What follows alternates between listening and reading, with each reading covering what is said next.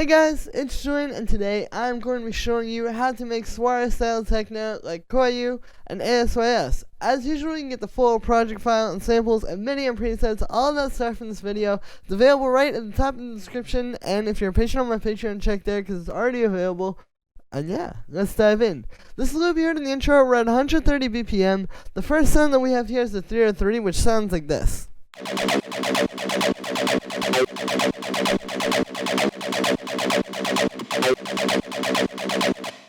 So here are the notes for this one. It's really simple. Typically the tracks on Suara, especially when they use 303s, have these like really driving kind of hypnotic patterns like this, where it's just like straight 16th notes with like a few little different notes there, but mostly just kind of chugging along on this one C down here. And then you just have this like constantly sort of driving track happening now by having this, versus if it was like, you know, maybe a little bit more sparse, it wouldn't be as like, you know, in your face and really driving like that. And yeah, like I said, really simple notes here. It's literally just C and then C sharp and then C an octave up, like nothing too crazy. But the sound, this one's made using operator, so this is actually an FM 303. What's happening here is I have a saw wave, and then I have a little bit of FM from the sine wave, and then those are going into a bandpass filter. And so typically the way you would make a 303 would be like this, where it would be just the saw wave into the bandpass. The bandpass has the envelope on it, and you would get something like that. But when we add in the sine wave here, you can hear without it, and then with it. It's a really good way to add like that kind of fullness to the sound that you just can't quite get with like a saw wave on its own. And I'll show you what that sounds like without the bandpass too. Here's just a saw wave, and then with the sine wave. So yeah, you can hear it's just creating this like huge, really fat waveform. So like I said, then that's going into this bandpass here, where the frequency is set like this. We've got a pretty high resonance, and then I have this envelope. And so the envelope, the key with the envelope on the 303 sound, like if you're making it with a synth like this, is just to not go too hard with it. Like you can see, it's only at like 24%. If we were using a low pass filter or something like that, this would not even really be that noticeable. But because it's a bandpass where it's like, you know, such a sharp sweep, that little bit of envelope is perfect. Because if you start doing too much, you know, it just starts to become like pew pew pew. And yeah, then after that we have this amp here's without it.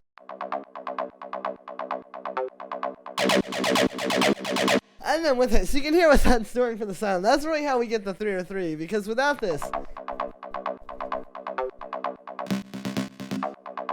you know, it's not quite that same sound.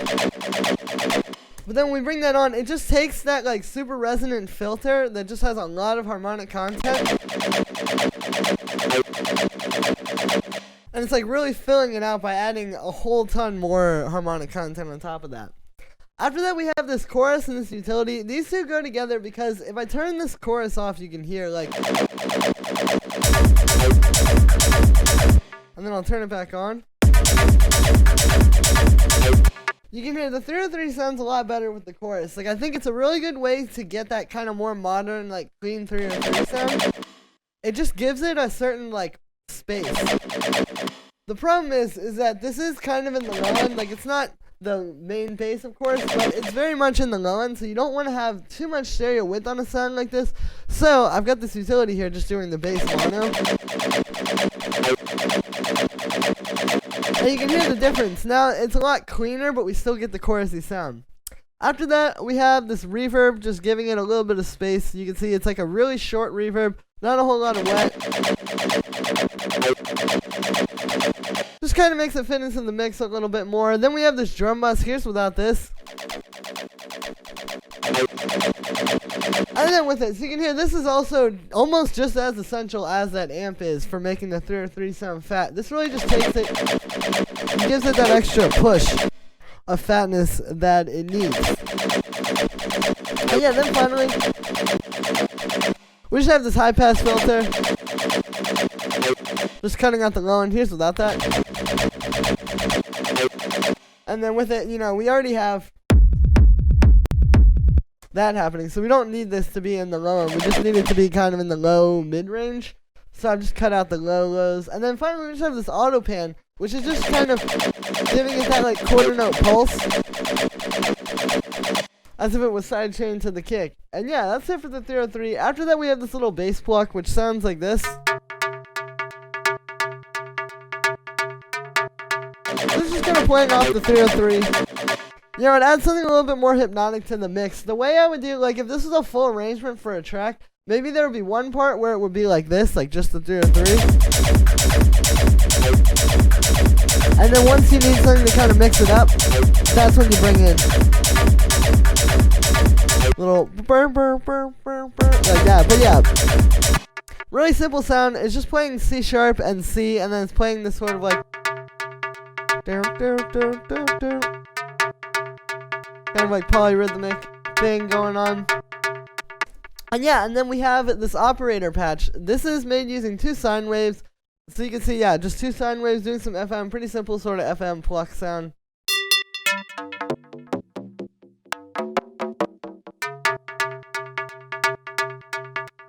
Then we just have a bit of echo doing 8th notes.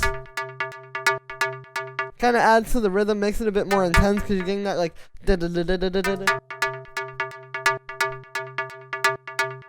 Then we have this amp. Here's without this.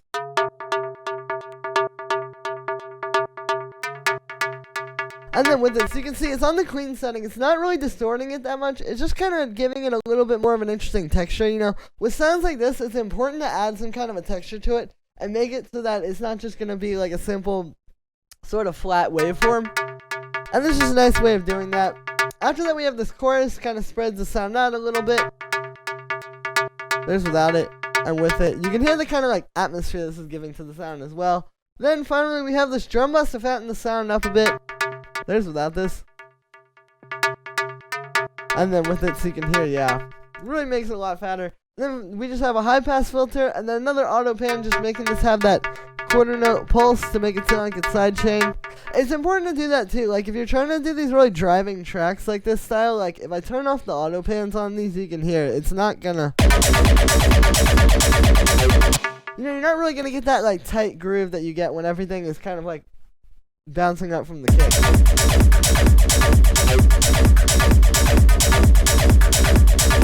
So yeah, that's important. After that we have the kick and bass, which are kind of like one thing, and they sound like this.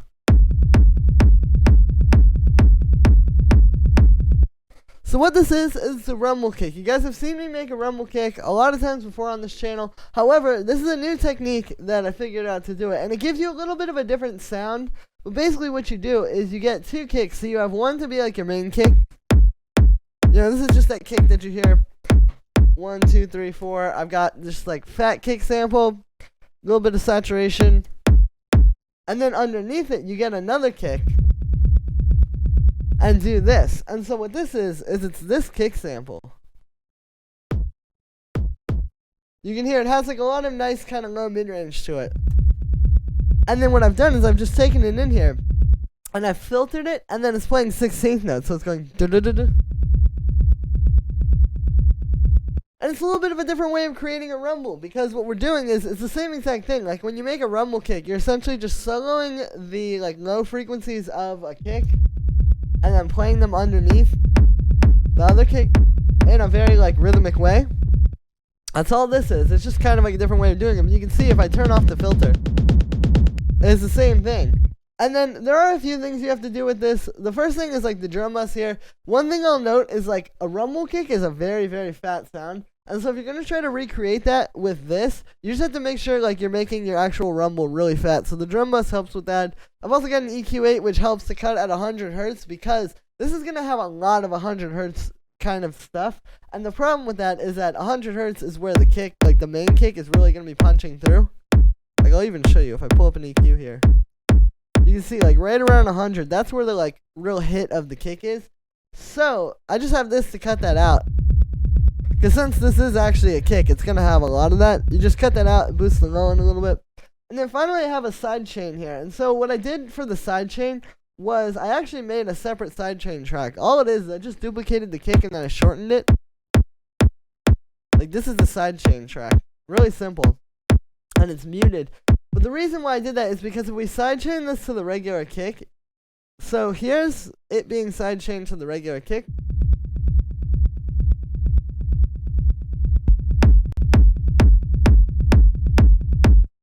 And then here's with it being sidechained to the sidechain. You can hear, because this is shorter, it's letting through a lot more of the low end in this, and it makes the bass a bit more even. So that's why we do that.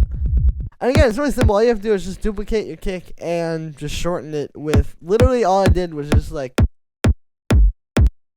drag that back. That's all you gotta do. Wait, we'll put it, there we go.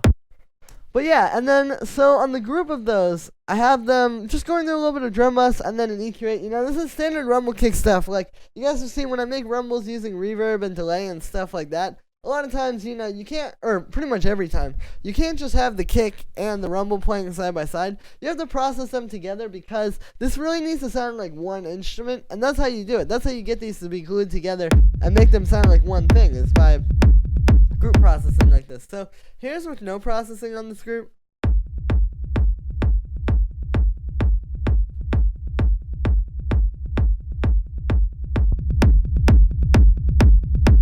And then with it. So yeah, you can hear, you know, it's really gluing these together. And it's not that hard. It's just a little bit of drum bus, got the transients turned up, you know, got the saturation turned up, so it's doing that saturation sort of gluing effect.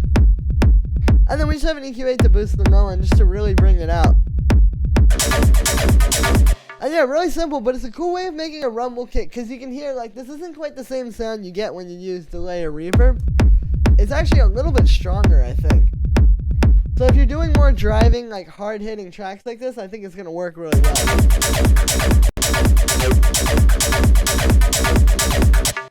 And yeah, and then the last thing we have here are the hi-hats and percussion, which sound like this.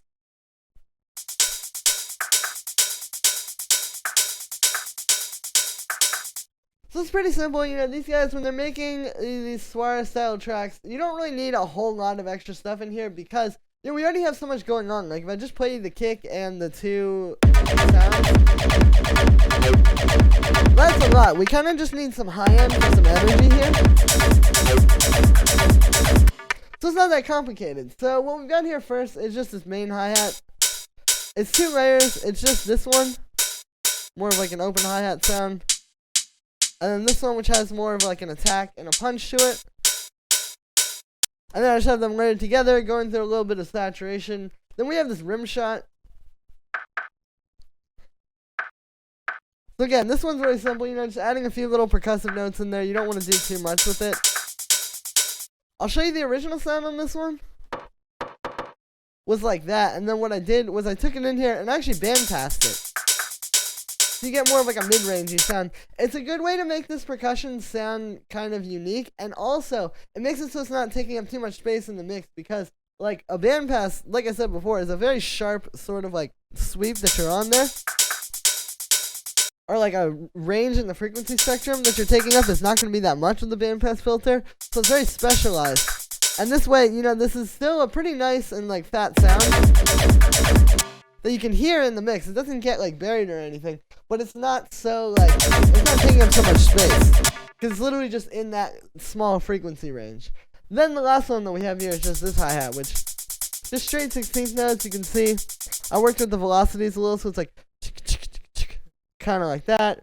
And yeah, and then we have those in a group together. Just have a little bit of saturation on the group. You know, something I've really been noticing lately is if you have like high quality sounds that work really well already, you don't really need to do a whole lot of extra group processing. You know, I don't need like 2 saturators and a drum bus and compression and a bunch of EQ and stuff. It's like the sounds are really already there. And I think this is really the key with techno, is like you need to just use sounds that are high quality and already have like that character to them. And then you just have to do a little bit. Like, still we're going to do something. Like, it's still going to be a little bit of saturation on here, because you need to glue these together a bit, and you still need something to make them fatter, but you shouldn't be having to do too much at this stage. Like, already, like, you know, if you have really good sounds in there, they're already sounding pretty fat, and they're already fitting into the mix pretty well. And I'll show you without the saturator.